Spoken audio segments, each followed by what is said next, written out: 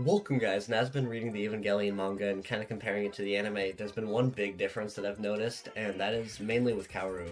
Now, before the changes have been very minimal, like with how Toji was dealt with when he was one of the pilots, but Kaworu seems to have a lot of differences. The first one I noticed is he's introduced. Well, first he's introduced differently, and second he's introduced way earlier.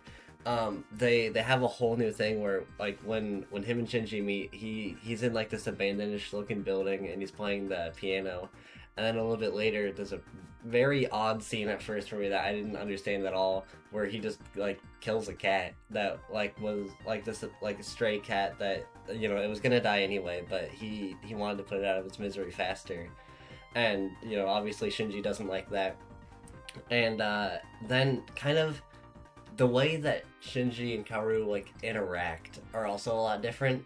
In the anime, it seems like they start to kind of become friends, and that's the reason that Shinji doesn't want to kill him.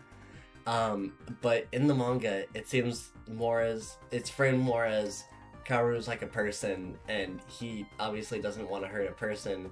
Where in the manga, he Shinji almost seems a lot more bothered by Kaoru instead of viewing him as an actual friend. And then later we see the reason they did the thing where they killed the cat earlier, where then the roles are kind of swapped around, where now Kaoru could start the third impact, and it's either Shinji kills him or that happens, and it's kind of left up to him. And then he it kind of reflects when Kaoru Kaoru's if he does it or not, he's dying either way, whatever he does. So by Shinji crushing him, it kind of it mirrors the scene where Kaoru kills the cat. I don't know. It was on one hand, I liked partially in the original series that Kaoru and Shinji had a little bit more of a bond. They were good friends, and that's why Shinji didn't want to kill him.